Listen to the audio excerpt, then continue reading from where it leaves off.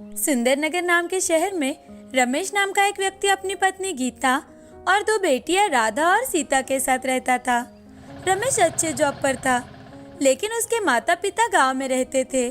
उन्हें खेती करने का बड़ा शौक था, तो वो खेती करते थे। खेती के काम खत्म हो जाने के बाद शाम के माता पिता कुछ वक्त बिताने के लिए शाम के घर आते थे। एक दिन रात के समय शाम गीता से, गीता, कल माँ और पिताजी आ रहे हैं, याद तो है ना तुम्हें? उनका अच्छे से ख्याल रखना, और हाँ, सुबह मुझे जल्दी ही उठाना ताकि माँ पिताजी को लेने के लिए मुझे देर ना हो जाए। जी, मैं उनका अच्छे से ख्याल रखूंगी। उन्हें किसी चीज की कोई कमी नहीं होगी। आखिर हमारे लिए ही तो खेती करते हैं ना। और हाँ, आपके कहने से पहले ही मैंने मोबाइल में अलार्म लगा रखा है। अरे वाह, तू तो बड़ी होशियार हो गई है आजकल। ऐसा कहते ही गीता हंसकर बिस्तर पर लेट जाती है और अपना मोबाइल देखने लगती है। रमेश भी अपने मोबाइल पर कुछ करने लगता है। राधा और सीता दादा दादी आने की खबर सुनकर बहुत खुश है। दूसरे दिन सुबह रमेश अपने माता पिता को लेने के लिए निकल जाता है और उन्हें लेकर घर आता है। घर आकर तैयारी कर फिर ऑफिस में चला जाता है। आपको आते समय कुछ तकलीफ तो नहीं हुई? आप थोड़ा आराम कर लीजिए। तब तक राधा और सीता भी उठकर तैयार हो जाएंगी।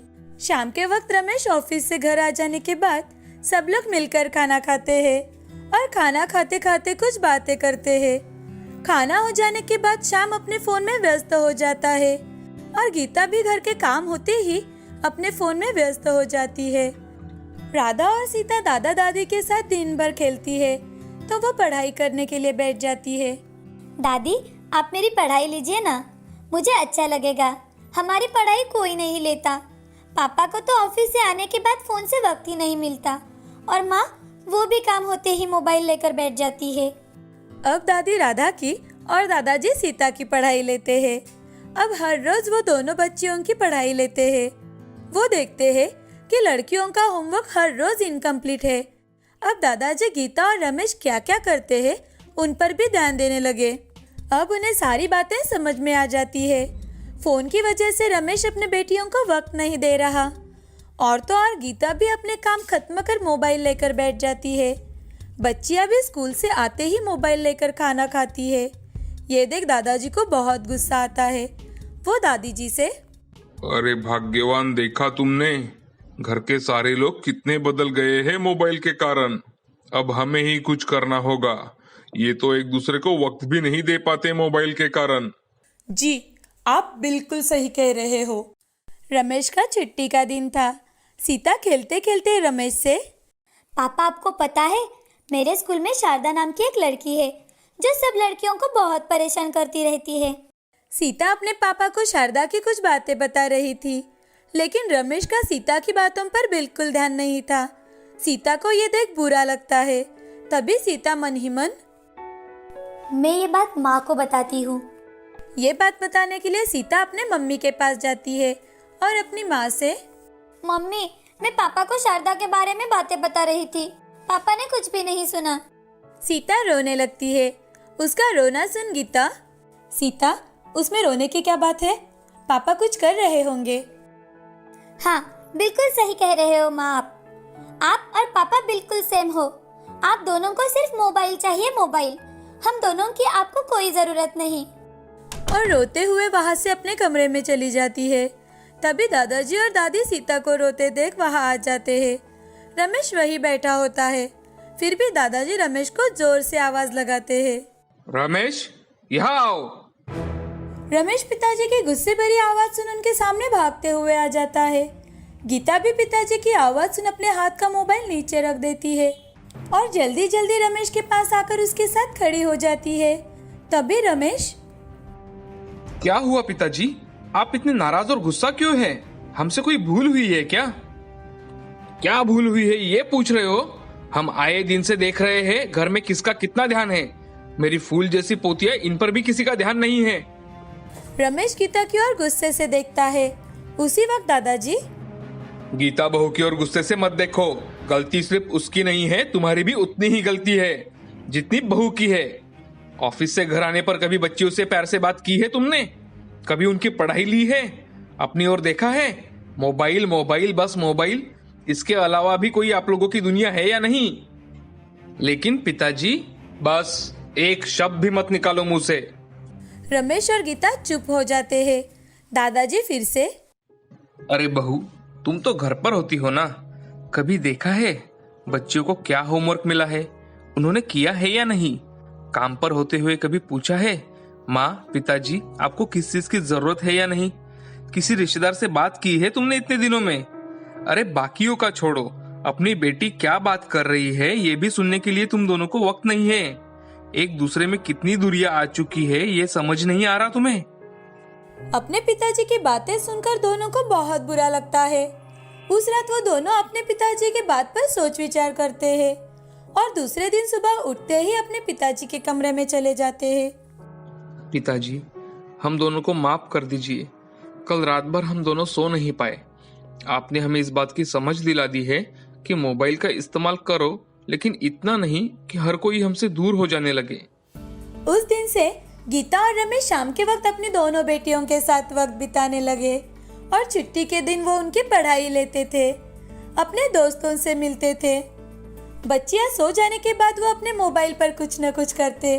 अब सब खुशी खुशी रहने लगे। इस कहानी से हमें ये सीख मिलती है कि जिंदगी में किसी भी चीज का इस्तेमाल अगर बहुत ज्यादा हो तो उसका असर हमारी जिंदगी पर पड़ता है, साथ ही हमारी खुशियों पर भी पड़ता है। एक समय की बात है, एक कविता नाम की औरत अपनी बेटी जया के साथ रहा करती थी। कविता के पति जया छोटी ही थी तब भी गुजर गए थे, इसीलिए कविता सिलाई बुनाई करके अपने घर का गुजारा किया करती थी। जया एक सुंदर और सुशील लड़की थी। उसे पेंटिंग करने का बहुत शौक था। वो जब भी पेंटिंग करने लगती तो उसे भूख प्यास किसी का भी ख्याल नहीं रहा करता था। ये देख उसकी माँ बहुत चिढ़ा करती थी। एक दिन जया अपना सामान लेकर एक पहाड़ी पर गई। वहाँ रुककर बहुत अच्छी पेंटिंग बना रही थी। तभी कविता उसे ढूंढते हुए वहाँ आई। जया, मैंने तुम्हें कितनी बार बताया है कि ये फालतू की पेंटिंग में अपना समय मत गवाओ। तुम सिलाई बुनाई सीख लोगी तो तुम आगे जाकर कुछ कमा सकती हो। माँ, मुझे सिलाई कढ़ाई करना अच्छा नहीं लगता, मैं पेंटिंग ही करूँगी। क्या तुम्हें मेरी बात समझ में नहीं आती है? माँ, मुझे पेंटिंग करना बहुत अच्छा लगता है, मुझे सिलाई बुनाई नहीं करनी। अगर तुम सिलाई बुनाई नहीं करोगी तो तुम्हारा आगे क्या होगा? तुम खुद का पेट कैसे पालोगी? माँ, मुझे अभी के लिए पेंटिंग करने दो। तुमसे तो बात करना ही मूर्खता है। मैं जा रही हूँ, मैं मेरा पेंटिंग खत्म हो जाने के बाद आ जाऊंगी माँ। कविता वहाँ से गुस्से में चली जाती है। उस दिन जया अपना पेंटिंग का काम पूरा करके घर चली जाती है। उसकी माँ सिलाई का काम कर रही थी। कविता जया को आवाज देती है।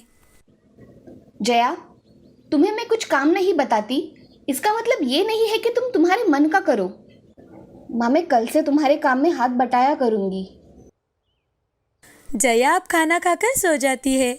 अगले दिन कविता अपना काम करने जल्दी ही बैठ जाती है तो जया पेंटिंग करने के लिए निकलती है।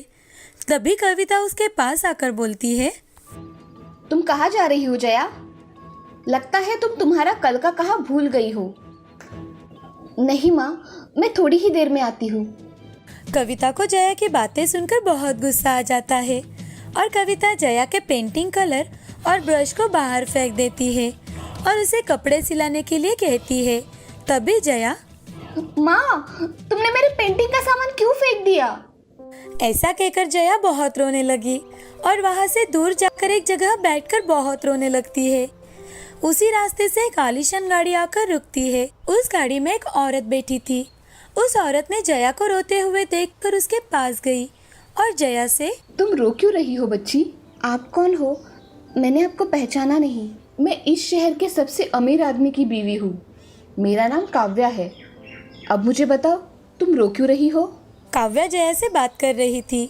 तभी वहाँ कविता आई और कविता काव्या को देख, नमस्ते मैडम, आप यहाँ कैसे आई? कुछ काम था तो हमें बुला लिया होता। नमस्ते, मैं यहाँ ये लड़की रो रही थी तो इसे देखने के लिए आई। क्या हुआ है इसे? मैडम, ये मेरी बच्ची जया है। इसे मैंने कुछ कपड़े सिलाने को कहा था तो इसके हाथों में सुई चुभ गई, इसीलिए यहाँ बैठकर रो रही है। तुम्हारी बेटी बहुत खूबसूरत है कविता। धन्यवाद मैडम। कविता, मैं चाहती हूँ कि तुम्हारी बेटी जया मेरे बंगले में आकर उसमें से रेशम के सारे कपड़े सिला दे। अगर इसने ऐसा किया तो मैं इसकी शादी मेरे बड़े बेटे से करा दूंगी। क्या आप सच कह रही है मैडम? हम कभी भी झूठ नहीं बोलते हैं कविता। जी मैडम, मैं आज ही इसे आपके बंगलों पर भेजती हूँ। जया बेशक ये काम पूरा करेगी। अब मैं चलती हूँ, तुम इसे लेकर कल आ जाना। जी मैडम। ऐसा कहकर काव्या वहाँ से चली जाती है। अगले दिन कविता जया को लेकर काव्या के बंगले पर चली जाती है। वो बंगला कम राजमहल ज्यादा लग रहा था। वो बहुत ही बड़ा था। उस बंगले में जाकर कविता और जया सारा बंगला देखती है। बंगला बहुत ही खूबसूरत था। तभी काव्या वहाँ आ जाती है। काव्या को देख Kavita, good morning madam. Good morning, आइए यहाँ बैठिए। Good morning madam. Good morning मेरी बच्ची। तुम्हें तुम्हारा काम पता है ना? जी मैडम, मुझे पता है। काव्या एक नौकर को बुलाती है और जया को कपड़े सिलवाने के लिए कमरे में लेकर जाने के लिए कहती है। तभी काव्या जया से, ये सारे कपड़े तुम्हें बहुत अच्छी तरह से सिलवाने हैं। तुम्हें इसके लिए 1 महीने का समय दिया जाता है। अगर तुमने ये सारे कपड़े सिलवा दिए तो तुम मेरे बेटे की पत्नी बनोगी। ठीक है मैडम। ऐसा कहकर जया उस कमरे को देखती है। वो कमरा बहुत से कपड़ों के गट्ठों से भरा हुआ था। वो कपड़े देख जया खुद से, मैं इतने सारे कपड़े कैसे सिलवाऊं? मुझे तो ढंग से कपड़े सिलवाने भी नहीं आते।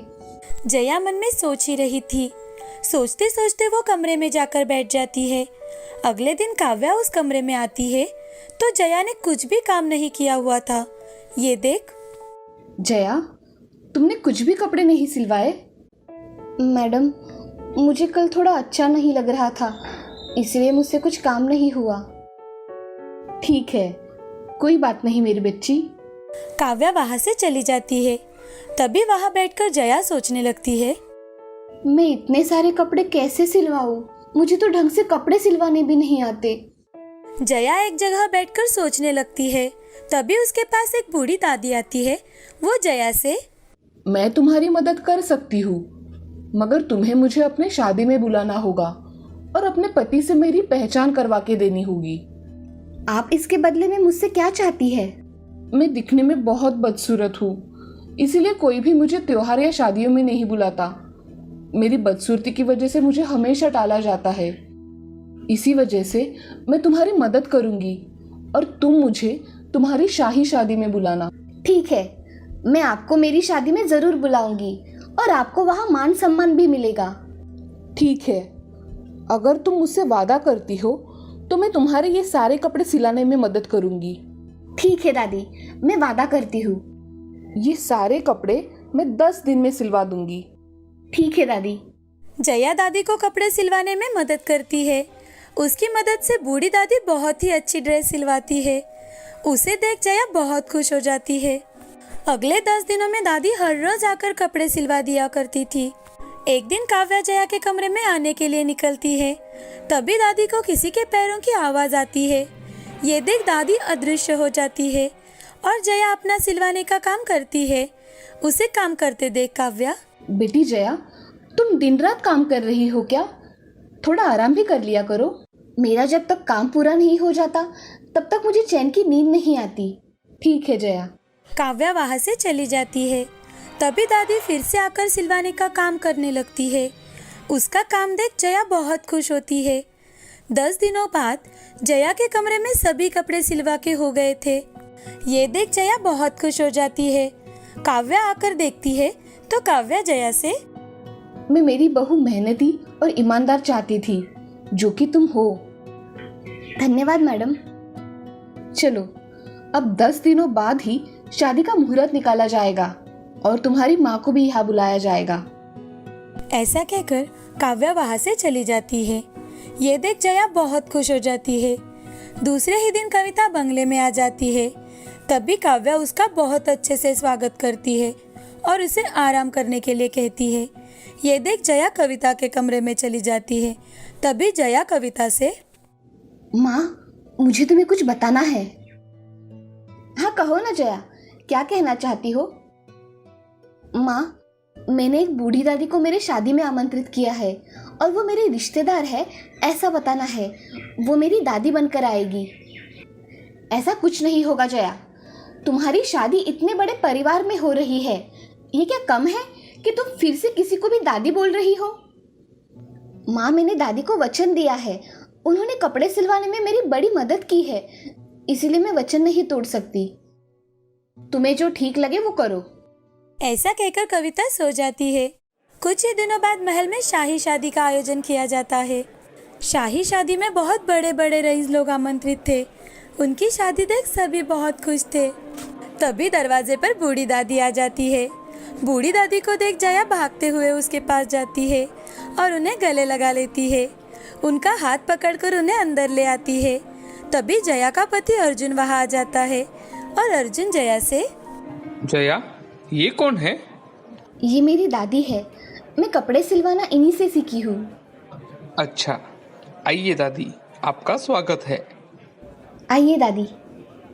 जया और अर्जुन दादी को अंदर लेकर जाते हैं और थोड़ी ही देर बाद सभी खाना खाने के लिए बैठ जाते हैं। दादी को जया लेकर खाने की कुर्सी पर बिठाती है। सभी हंसी खुशी खाना खा रहे थे। तभी दादी अर्जुन से, अर्जुन, मेरे हाथ देखो कितने खराब है। हाँ दादी, मगर आपके हाथ इतने खराब कैसे हुए? मशीन पे हर रोज कपड़े सिलवा के मेरे हाथ खराब हो गए। और आपकी आंखें ऐसी लाल क्यों लग रही है दादी? अर्जुन, रेशम कपड़ा देख देख के मेरी दृष्टि कम हो गई है। ये बात सुन अर्जुन मन में बहुत डर जाता है। वो तुरंत ही जया के पास चला जाता है और जया से कहता है, जया, तुम आज से सिलाई का काम नहीं करोगी। तुम्हें जो भी दूसरा काम अच्छा लगे वो तुम कर सकती हो। मैं कुछ समझी नहीं, अब क्या कह रहे हो? तुम जैसी हो मुझे वैसी ही चाहिए। तुम सिलाई का काम नहीं करोगी। तुम्हें अगर पेंटिंग पसंद हो तो मैं तुम्हें बहुत अच्छे रंग ला कर दूंगा। जया को अपने कानों पर तो विश्वास ही नहीं हो रहा था। सच में अर्जुन जी, आप मुझे पेंटिंग करने देंगे? हाँ जया। जया अर्जुन के गले लग जाती है और वो जिंदगी भर खुशी खुशी रहते हैं। उनके साथ दादी भी रहा करती थी। उन्हें एक परिवार मिल गया था और अर्जुन का नेक दिल स्वभाव देख सभी बहुत खुश थे। इस कहानी से हमें ये सीख मिलती है कि जिंदगी में हमेशा हमारा किया हुआ वादा निभाना चाहिए और जिंदगी में कभी भी किसी को फंसाना नहीं चाहिए।